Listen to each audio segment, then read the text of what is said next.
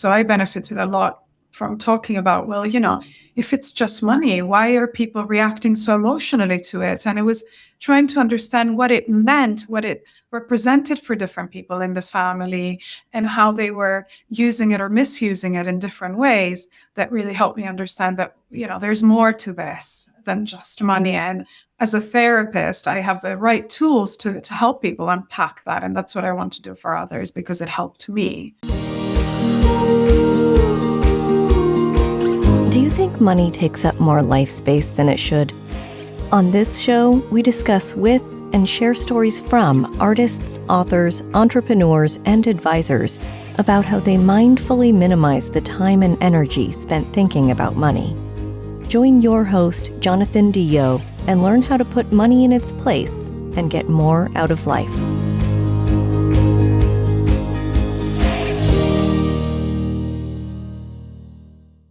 Hey, welcome back to Mindful Money. I am chatting with Vicky Reynal. Vicky is a financial psychotherapist, the first in the UK.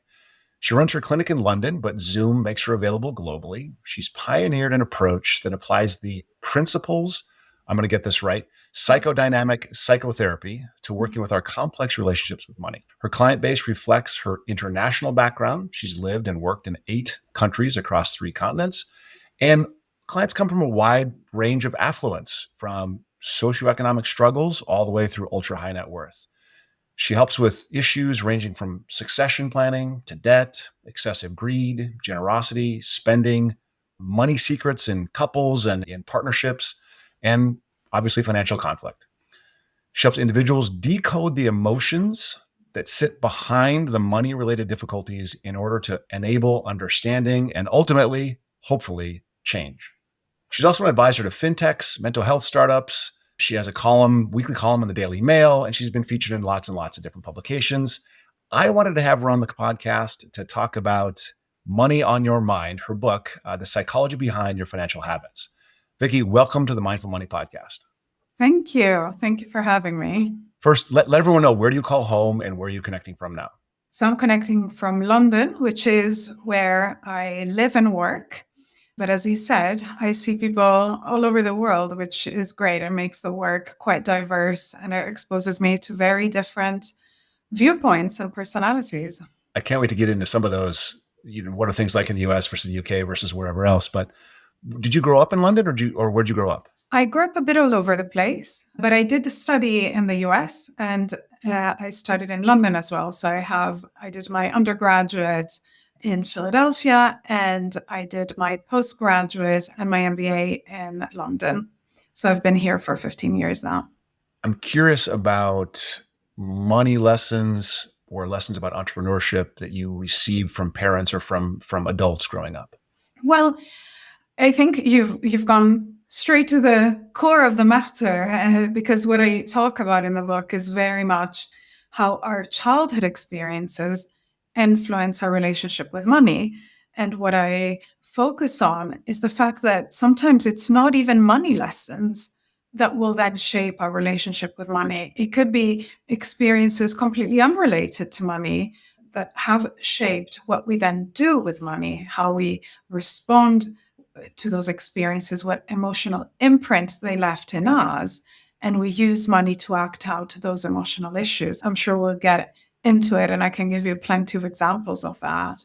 And for me, it was very much the lessons that I picked up indirectly. Money wasn't talked about in a way, kind of taught about in my home, but it was very much my effort to try and make sense of how money was being dealt with and how many decisions were being made. My effort to unpack all that in my personal therapy is what shaped my journey to become a financial psychotherapist. So I benefited a lot from talking about, well, if it's just money, why are people reacting so emotionally to it? And it was trying to understand what it meant, what it represented for different people in the family, and how they were using it or misusing it in different ways. That really helped me understand that, there's more to this than just money. And as a therapist, I have the right tools to help people unpack that. And that's what I want to do for others because it helped me. I'm curious, how old were you when you started to realize that it's just money, but people have these responses and these they're engaged differently in this. How old were you when you started seeing that these differences exist? It's hard to pinpoint it. And I think with my clients as well, they all hope they'll be able to go back to that one memory and that will unlock everything. But it's a journey. We pick up Mm. messages about money throughout our lives. And sometimes the penny drops, as they say. But that just means that a lot of different messages that you picked up throughout are suddenly constellating around a meaning. And suddenly that meaning becomes clear. But it's not one moment, it's the accumulation of all those experiences, I think, that make the difference. For me, it happened quite late. It happened in my 20s that I had my so-called aha moment Mm. with money. It can be pretty pernicious. I mean, we're learning lessons, as you say, from all kinds of sources. I always talk about at the knees of our parents and grandparents. We're learning these lessons before we know that we're learning lessons at all. So Mhm. how do we go about unpacking? Like, how do we remove some of the layers and some of the stuff that gets the baggage that gets placed on top of us? Well, I think you need to have a curious mindset. So be curious about what am I doing with money? What does it mean to me?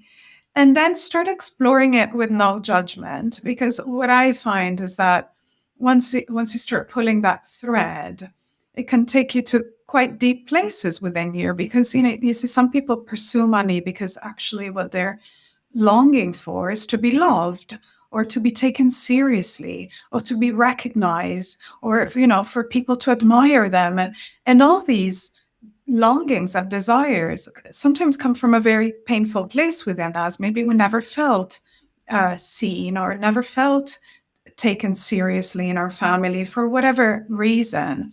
And so acknowledging those longings can't happen if we're being harsh on ourselves. If we approach it with, oh, I'm terrible with money, God knows why this is. And, so I think you need to start with kind of self-compassion and curiosity. So that's the first key. And then there's practical things that we can do to start and unpick that. So if you take, for example, why might we overspend?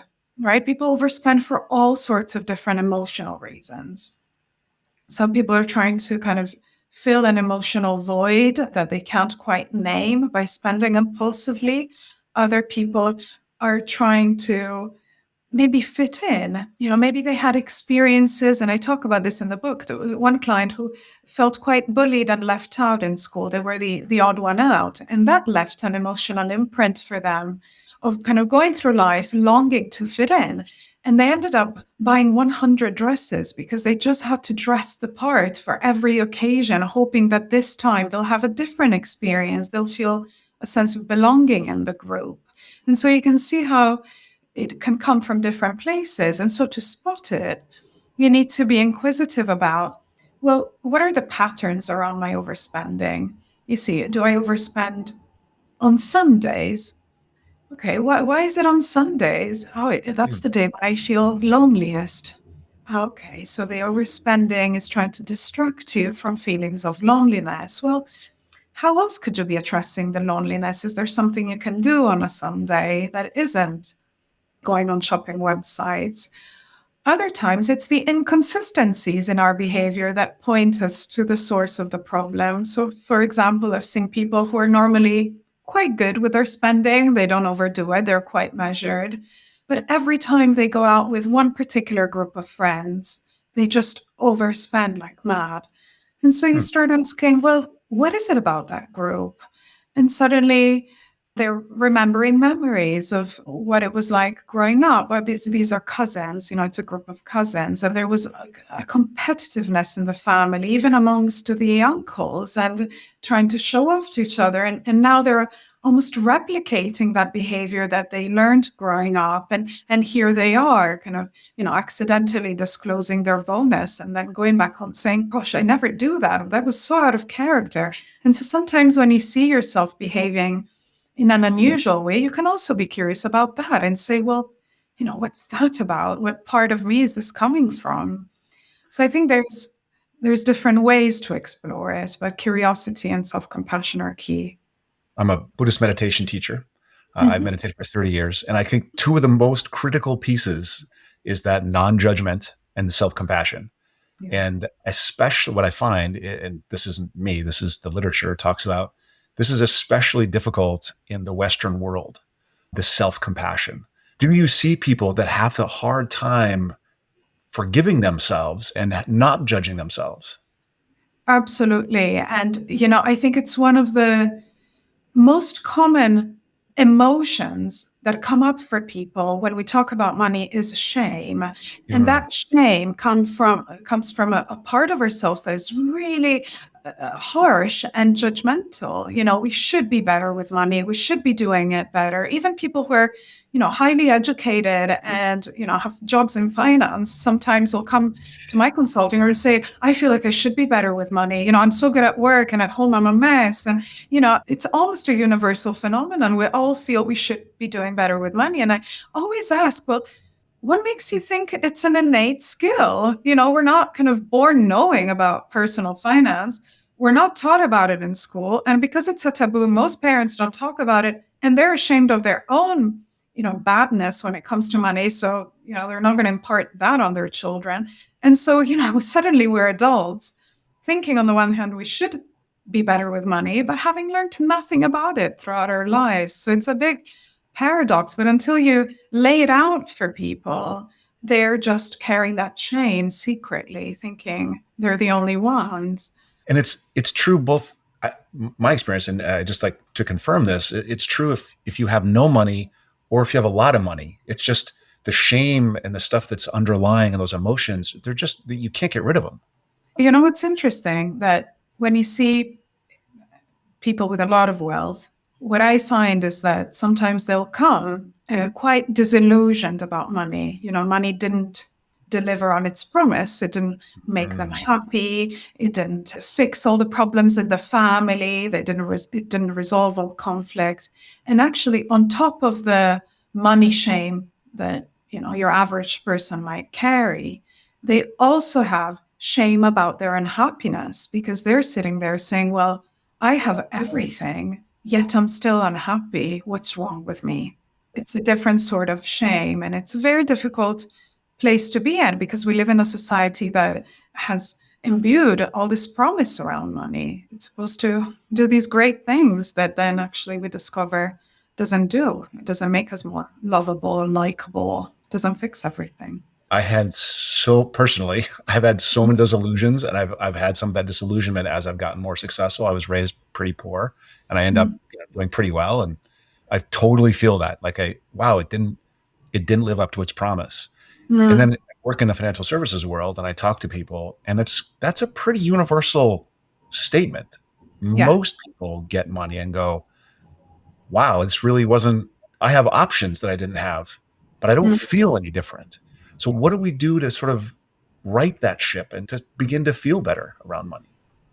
Well, I think we need to have a realistic conversation with ourselves about what we're hoping money will get us. And are we looking for that thing that we're hoping for in the right place? So if we think that it's more money that is going to make us be recognized and taken seriously by our family, well, is it going to be the money, or is it, the quality of conversations we have with them, or, what we articulate to them about our sense of purpose, or whatever it is. But, are we looking for it in the right place? Is that desire to fit in going to be met by an expensive dress? Or is it going to be about what you say to the people around you, how you try to connect with them? And you see, sometimes we like the idea of a quick fix. It's easier to go online and shop for a dress than to take the risk of being vulnerable in front of somebody, trying to strike a conversation and then face the potential of a rejection, or picking up the phone because you were feeling lonely and then nobody answers. It's kind of easier to hope that shopping online is just going to distract you and then you won't think about it anymore.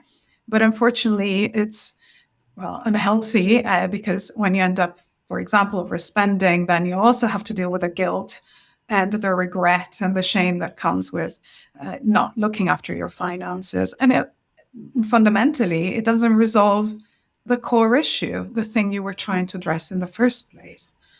So I think we need to, be careful about what it is that we're hoping money will do so that we can adjust our expectations. And I'm not saying don't go for it. I mean, there's a reality that money can enable happy experiences. It can enable a lot of things, and the lack of it or the threat of the lack of it can definitely throw us into really dark places because it touches on our sense of security, which is hardwired. It's kind of a primal instinct.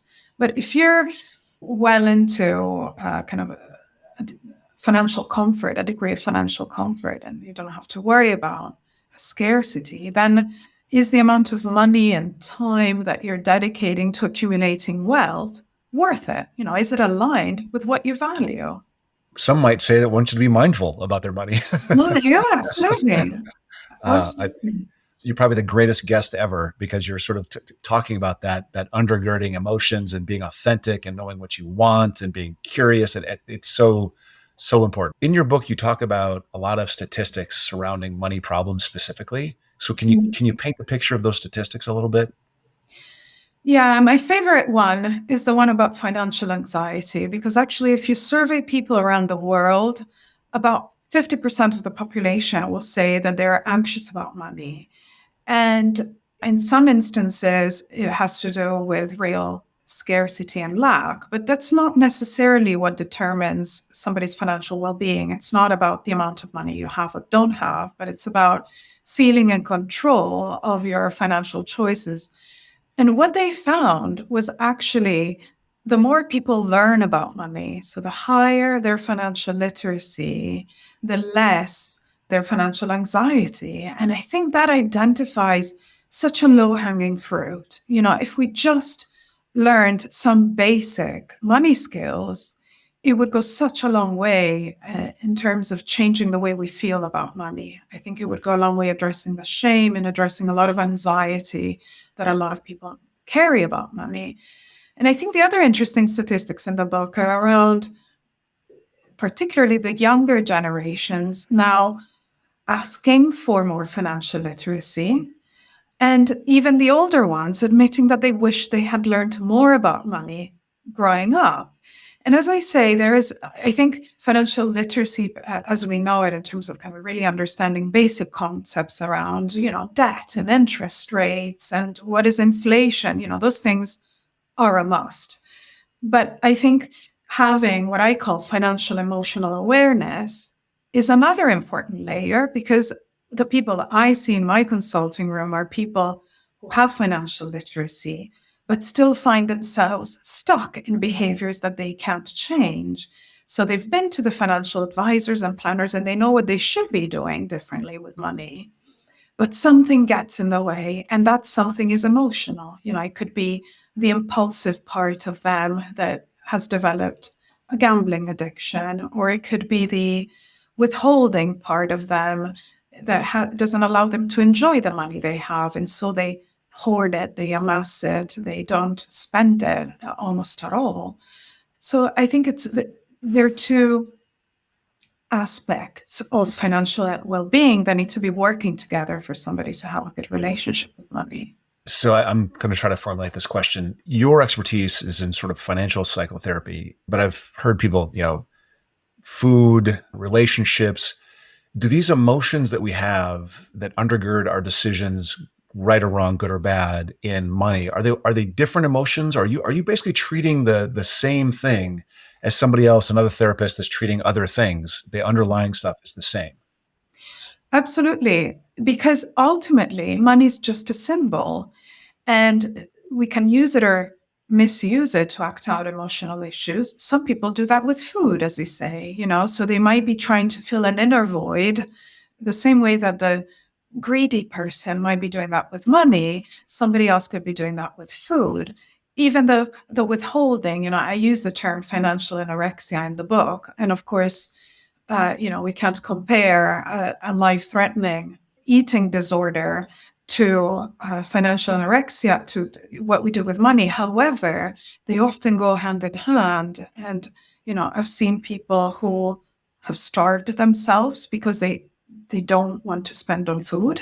And so you see there's overlaps. It's all coming from a part of them that either really needs to control an object outside of them because something inside of them feels out of control, or it's a part of them that feels so undeserving that they don't allow themselves to have good things.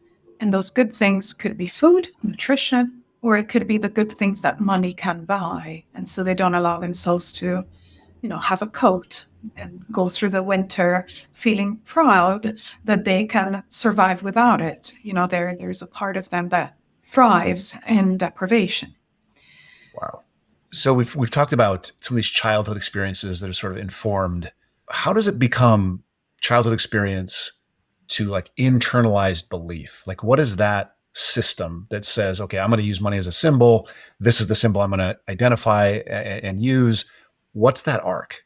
There is no straight line, it's very hard to predict who is going to use food to react to something, who's going to use money to react to something. And it's also very hard to predict how people will react to the very same experience. And that's why you see siblings who have the same parents, they come from, say, social circumstances, maybe even went to the same school, and have very different relationship with money or different relationship with food. We can't say experience A leads to outcome B, but what we can do is when we see somebody struggling with something is start to investigate, where is this coming from?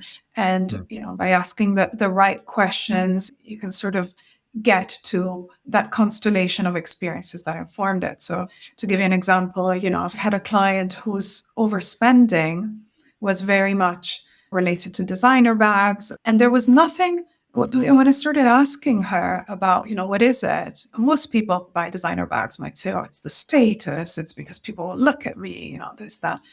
But in her case, it took a while to articulate it. But ultimately, the sense was these bags will stay. These bags will last forever. And the biggest emotional wound that this person had was that they were left, they were abandoned by their father when they were little. And so they went through their lives kind of looking for something that they could hold on to, and they had a control over it. It wouldn't leave them the way people leave and let you down. And so you can see how something back then so unrelated to money turned into, well, she found the comfort into spending on certain things. Wow. Yeah, it's hard to predict it, but I think you can understand it and you can see the link when you explore it in that way. In my experience, money is still it's like the last taboo. We're open about sex now, or child rearing, all those difficult subjects we're very open about. Money still is hidden. One of the goals of Mindful Money podcast is to sort of daylight the conversation with different people over time. So why is it still a taboo? And do you think that the fact that it's still a taboo actually creates more problems for people?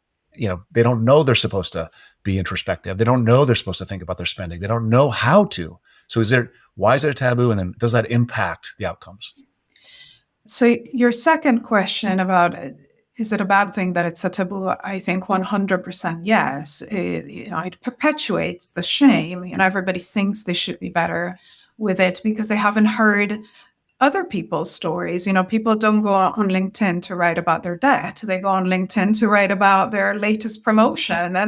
And so, we're exposed to the success stories. People don't talk about their struggles, their difficulties as much. I think for the younger generations now, things are starting to shift. There's some trends that you see on TikTok, for example, around loud budgeting and people being very vocal about wanting to be controlled about their money. And so you can see a reaction is starting to form to the traditional hiding of money, but it's still not enough. And I think there's a huge role that the education system can play in changing this. But why is it such a taboo? I think it's because we all set such different parameters around what's too much, what's too little, what's excessive, what's frugal, what's too generous, what's not generous enough. And we don't know what parameters the other person sets in their mind. And so we're ashamed of disclosing ours. We'd rather switch the subject, not talk about it. Will they think my salary is too low or too high? Will they think I spend too much or too little on my holiday? We're afraid of their judgment because we haven't been exposed to enough difference when it comes to money. We haven't normalized. So it's a bit chicken and egg. The less it's talked about, the more there's shame and unknown, and that fuels the not talking about it. And it's a hard cycle to break. So we've talked a little bit about overspending, and you just mentioned this idea of potentially being overly generous. So in the book, there's a bunch of passages about this issue. I've never heard of it before. Why would someone be overly generous? And looking at it, what does that mean? Yeah, so I put a whole chapter on generosity in there because there's so many different reasons why people might be generous. And actually, some are quite surprising ones. We think that generosity is an act that comes from a good place. We're trying to show love or express gratitude to somebody, or maybe even show our deepening interest in them. And so we buy them a bigger gift that they expect, and it's supposed to evoke a good response in the other. But actually, a lot of stories that I hear in the consulting room are of generosity gone wrong. And that's because people were trying to express something through their gift or the way that the gift was given that actually had some negative sources. So, for example, they forgot to get a present for their friend's birthday. Okay, that's interesting. Let's explore that. What's going on there? Actually, it turns out, they felt quite neglected by their friend recently. And, they haven't been such a good friend. So maybe that's why, that could be one of the reasons. And so you can see how suddenly something that seemed like an accident was unintentionally, unconsciously trying to express a negative emotion that hadn't been talked about in this friendship. Or you can see some of the examples I talk about in the book is the wife that buys her husband, who always wears T-shirts, kind of a colored shirt for Christmas every year.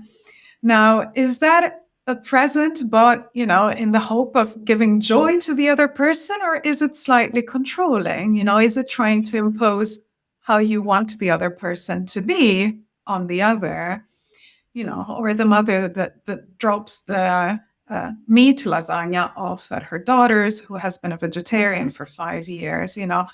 What is that about? Is there some anger? Is there control? So there's, we can express a lot through presents or any kind of financial giving.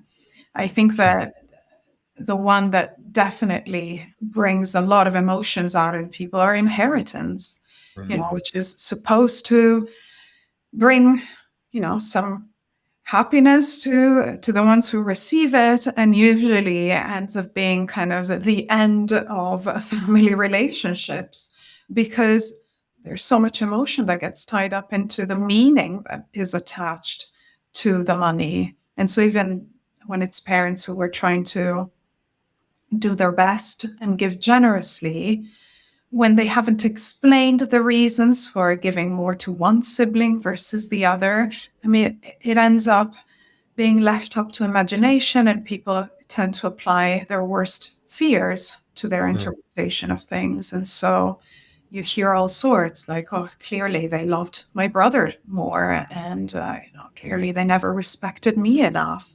Whereas the rationale could have been, well, you have more children to look after. That's why we're giving you more money.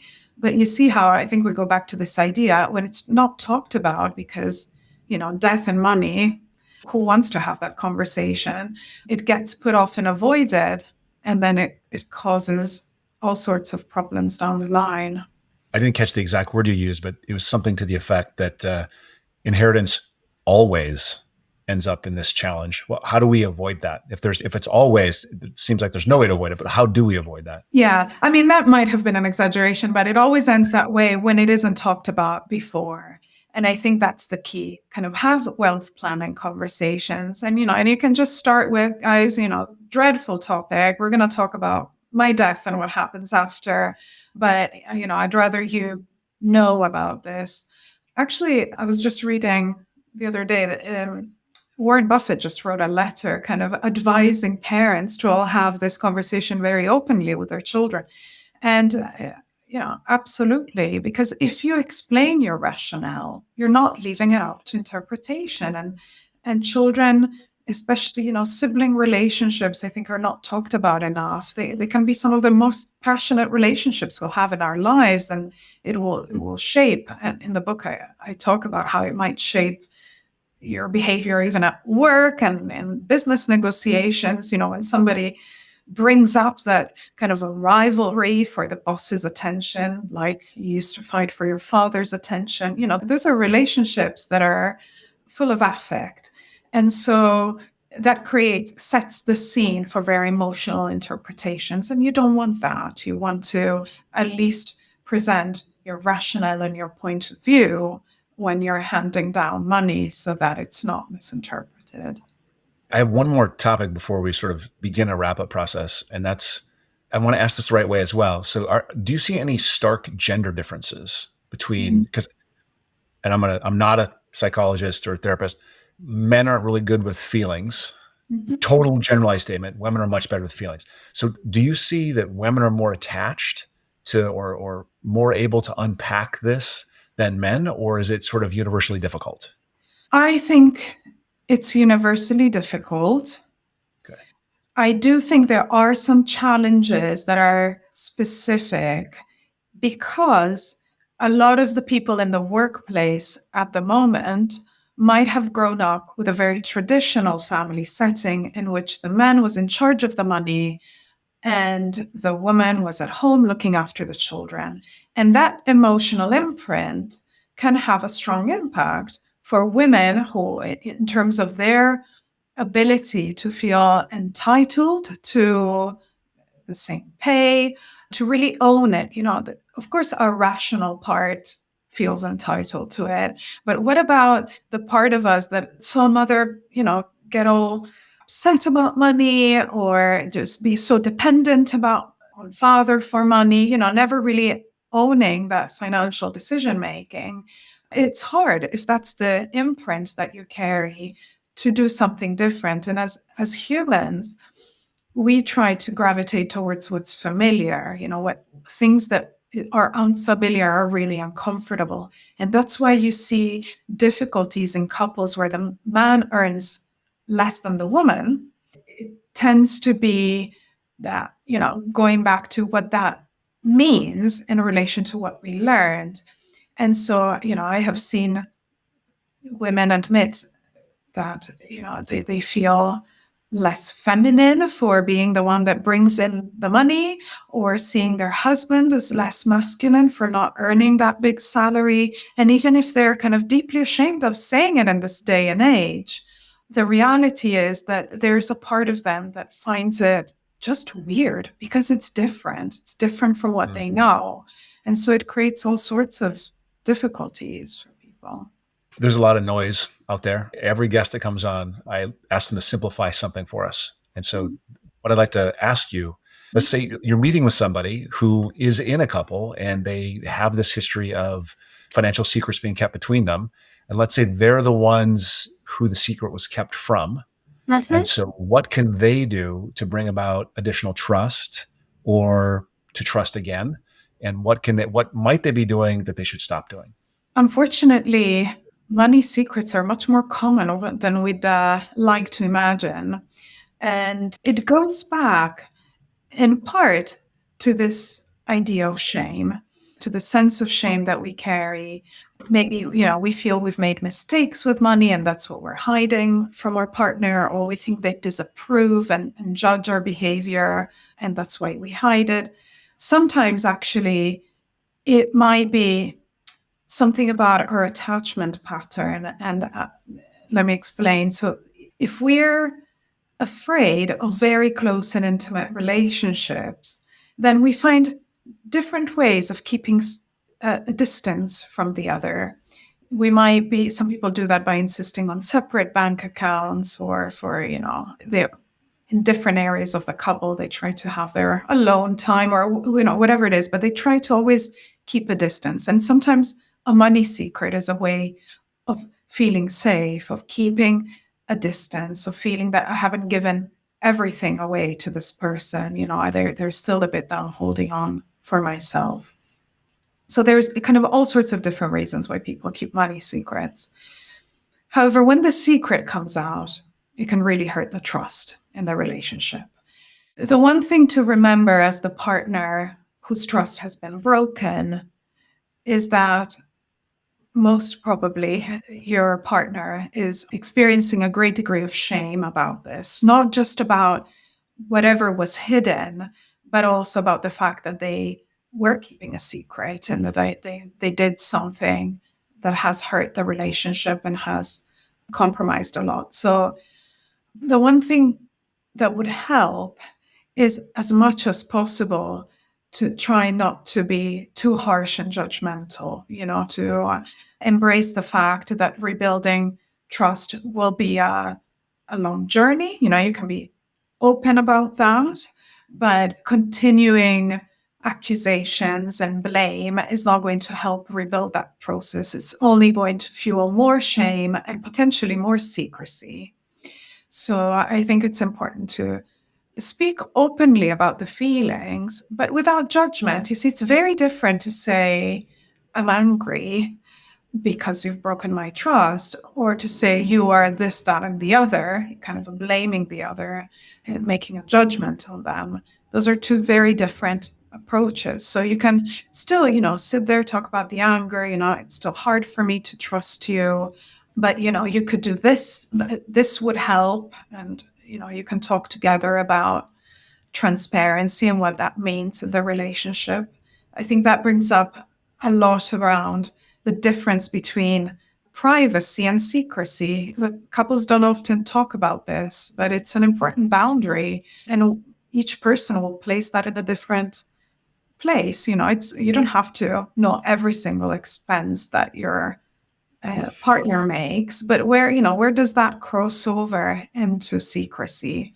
So it can be a very productive space for a couple, because if for bad reasons, but it forces them to have conversations that maybe should have been had before the secret emerged. One last point of this is, because the reasons could be so varied in terms of the secrecy, try and be curious and understand why it is that they kept it from you in the first place. You'd be surprised by what might come up.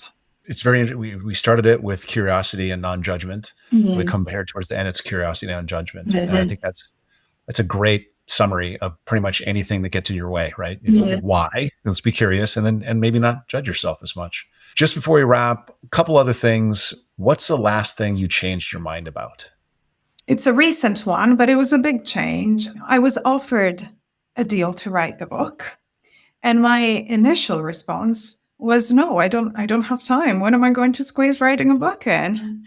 And I changed my mind about that, because I saw it as a great opportunity to dig into a subject that I wanted to learn more about. I wanted to explore, and it gave me what we all need, deadlines and a frame within which to do it.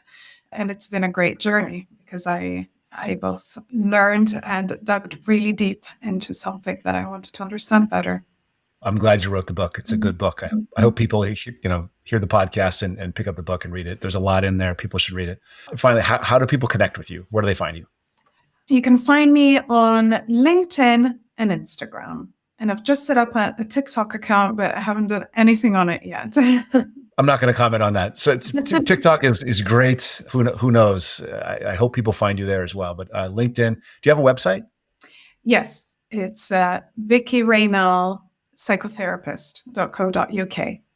Perfect. Everything will be in the show notes. Vicky, thanks very much for coming on. I really appreciate your time. Thank you. Thank you for your very interesting questions. Thanks for listening. Full show notes for each episode, which includes a summary, key takeaways, quotes, and any resources mentioned, are available at mindful.money. Be sure to follow and subscribe wherever you listen to your favorite podcasts. And if you're enjoying the content and getting value from these episodes, please leave us a rating and review at ratethispodcast.com/mindfulmoney. We'll be sure to read those out on future episodes.